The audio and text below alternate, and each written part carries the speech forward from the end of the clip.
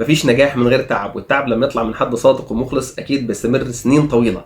وعشان كده شركه العربيه للعود احتفالا بمرور 40 سنه من تاسيسها سنه 1982 عملت عطر جميل ومميز باصدار خاص، هو عطر مضاو جولد الذهبي.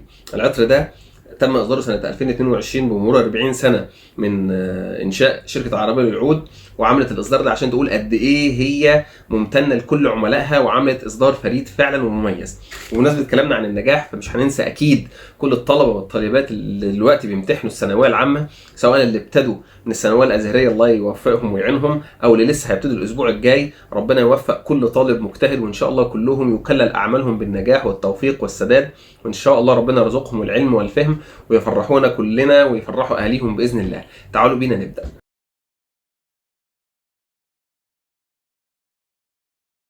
السلام عليكم ورحمه الله وبركاته. فيديو جديد مع محمود النجدي. قبل ما نتكلم على العطر بتاعنا النهارده عايز اقول لكم ان كنتوا فعلا وحشتوني جدا، بقالي كتير ما عملتش فيديوهات، وحقيقي بكون سعيد وممتن جدا لما حد بيكتب لي في الكومنتات وبرد عليه، ده بيهون عليا كتير جدا من يومي على المستوى الشخصي.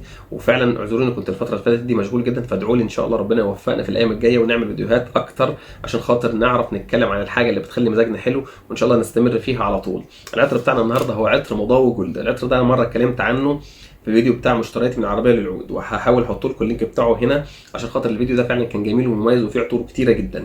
هنتكلم كده باختصار عن العلبه بتاعته. العلبه بتاعته طبعا شيك جدا وجميله، وطبعا احنا كنا جايبين الشنطه بتاعته في الفيديو اللي فات، وفعلا يصلح يكون هديه جميله جدا. لو فتحنا العلبه بتاعته هي بتتفتح كده بالطريقه دي. العلبه شكلها جميل جدا ومميز. هم عباره عن علبتين موجودين في بعض، بتتفتح من الناحيه كده اليمين والشمال، وبتطلع دي منها بتلاقي العلبه الثانيه جوه برضو شكل العلبه جميل كده ومميز، وبتبقى شكلها علبه ذهبي كده وجميله. العلبه الثانيه وقعت.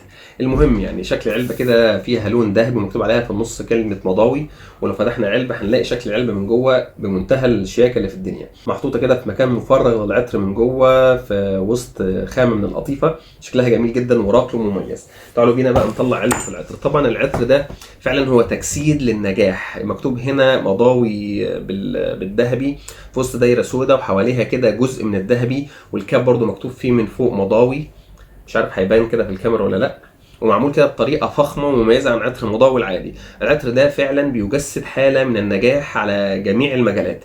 طبعا هم عملوا ليه النجاح بتاع 40 سنه باسم عطر مضاوي، لان عطر مضاوي اللي تم انتاجه سنه 2017 طبعا حقق ملايين كبيره جدا من المبيعات، وعشان كده هم حاولوا يحيوا احتفاليه ال 40 سنه من تأسيس الشركة بعطر يكون فعلا ناجح، فعملوا العطر ده عشان خاطر يكون يعني مشابه للنجاح لعطر مضاوي العادي، ولكن بطريقة غنية جدا وفريدة بتدل قد ايه هم ممتنين ومعتزين بالحضارة العربية اللي موجودة للشركة العربية للعود، مع بعض العناصر الجميلة المميزة اللي بتبين قد ايه ان العطر ده فعلا نقي جدا وجميل وفواح لأبعد الحدود. وطبعا مكتوب على العلبة هنا 40 years gold edition، تعبيرا عن مرور 40 سنة بطريقة جميله جدا في منتهى الشياكه. وطبعا مش هننسى اكيد ان احنا لازم نعمل حلقه منفرده عن العطر المضاوي العادي، لان العطر ده باع ملايين من العبوات، فعشان كده لازم يكون ليه حلقه لوحده. والعطرين يعتبروا يونيسكس، ولكن العطر المضاوي العادي انا على المستوى الشخصي بحب احطه جدا، ولكن هو ممكن يكون اميل شويه لان هو يكون حريمي. ولكن العطر ده انا بقيت احب احطه جدا من ساعه رمضان، لانه كان بيديني اطراءات جميله جدا وبيدي كده روح جميله جدا وروحانيات عاليه جدا، وفعلا تحس ان هو يصلح اكتر ان هو يكون رجالي من المضاوي العادي. تعالوا بينا نشم العطر مع بعض ونشوف اداؤه عامل ازاي. الله الله، طبعا شايفين البخاخ بتاعه اكثر من رائع، الريحه جميله جدا ومنعشه لابعد الحدود، فعلا ريحه الهيل واضحه جدا. مقدمه العطر ده فيها فواكه استوائيه حمراء او التوت الاحمر مع الهيل، والهيل هنا فعلا واضح، وتحس ان هو امتزاجه مع بقيه النوتات العطر مديها ريحه جميله جدا ومميزه لابعد الحدود. طبعا عطر مضاوي العادي اتعمل منه حاجات كتيره جدا شبهه، ولكن العطر ده انا مفيش حاجه شميتها لقيتها شبهه، واللي فعلا حط من العطر لو لقى فيه حاجه شبهه يا ريت يكتبها في الكومنتات، لان انا محتاج اعرف هل العطر ده فعلا ليه بدايل موجوده في السوق ولا لا. قلب العطر ده فيه الاناناس والياسمين وحبوب التونكا، والاناناس اللي هنا اعتقد ان هو اناناس مدخن، عشان لما كنت براجع هذا العطر كنت حاسس ان هو فيه عود وبخور، ولكن لما بصيت على الموقع الرسمي بتاع العربيه للعود ما لقيتش فيه عود ولا بخور، فانا اعتقد الاناناس هنا اناناس مدخن، وامتزاجه مع الهيل عمل هذه الرائحه الفخمه. ولكن الاناناس هنا مختلف عن الاناناس اللي موجود في عطر عشق الشيوخ سيلفر او عطر كلاب دي نوي انتنس، فعلا هو مختلف. المزيج هنا مع المكونات الثانيه اللي معاه بتدي ريحه مختلفه ولكن اكثر فخامه من العطرين اللي فاتوا. قاعده العطر فيها فانيليا وباتشولي، وده اللي بيدي العطر ثبات وفوحان مميزين جدا هنتكلم عليهم بعدين. العطر ده فعلا يستخدم للاشخاص اللي بتدور على العطر يعكس قد ايه هم ناس مميزه وناس فخمه. طبعا اللون الذهبي بيدي قد ايه فخامه للعطر، والريحه بتاعته فعلا ريحه فخمه جدا. حجم العطر ده 90 مللي، وسعر العطر ده تقريبا 3650 جنيه بعد الخصومات اللي بتعملها العربيه للعود، يعني تقريبا 130 دولار. فالعطر ده فعلا جميل ويشعرك بسعاده غير عاديه. انا فعلا حاسس بسعاده كبيره جدا وانا شامم هذا العطر. هو فعلا لما بتشمه بتحس بسعاده كبيره جدا غير الفخامه اللي انت بتحسها لما بتحط هذا العطر. لما كنت بحط فعلا العطر ده بحس كده بحاجه كده بنشوه، بحاجه كده جميله لما بحط هذا العطر.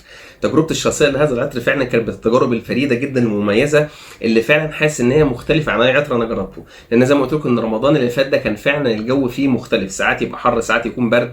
فالعطر اديته وقته يعني بزياده شويه، وفعلا جربته في اوقات كتيره جدا واداني فعلا يعني اداء جبار جدا واطراءات كبيره جدا، غير ان هو فعلا بيشارك بحاله كده نفسيه وروحانيه فوق الوصف. فلما كنت بحط العطر ده فوحانه كان مش اقل من ساعتين 3، وفي بعض الاوقات حسيت ان هو فوحانه ما كانش قوي. في احيانا كنت لما بحطه بحس ان فوحانه بيستمر، فانا فوحانه بصراحه كان محيرني شويه، ولكن فوحانه لا يقل عن ساعتين. ثباته بقى كان طويل جدا. فعلا انا كنت بحط العطر ده كان ممكن يستمر معايا طول اليوم مرتاح جدا. ولما كنت البس الجلابيه اللي انا كنت حاطط فيها العطر ده تاني يوم، انا نفسي بشم ريحه العطر. ما اعرفش هل عشان انا كنت حاطط يعني على الملابس اللي انا كنت حاططها عطر فعشان كده شمه. فما كنتش يعني ساعات ببقى مش متخيل ان حد ممكن يكون شم العطر. لما كنت اروح تاني يوم والبس نفس مثلا الجلابيه الاقي في حد بيقول لي معلش هو العطر اللي انت حاطه ده كان اسمه ايه، لانه فعلا ريحته جميله. فبحس ان العطر فعلا ما زال يكون ثابت بس للناس اللي قريبين مني. فالعطر ده فعلا هو جميل، ولكن انا حاسس ان هو فعلا بيتالق اكتر في الاجواء اللي تكون معتدله، يكون فيها تكييف، اجواء تكون بارده. ولكن لو حطيته برده في الصيف مش هيقول لا يعني. لكن هو العطر احسن انك انت تحطه في ايام اللي تكون فعلا يعني يكون فيها الجو فعلا جميل كده او معتدل، او الاجواء البارده. انا اعتقد كده ان انا خلصت كل كلامي على هذا العطر، واتمنى انك انت لو حابب انك انت تسمع حاجات تانية عن عطور تانية او حاجات تخلي مزاجك حلو، يا ريت تعمل لنا متابعه في القناه وتعمل لنا لايك عشان المحتوى ده ينتشر. ومش هننسى اكيد ان احنا نصلي على النبي صلى الله عليه وسلم بالطريقه اللي احنا قلنا عليها. اللهم صل على محمد وانزله المقعد المقرب منك يوم القيامه. والسلام عليكم ورحمه الله وبركاته.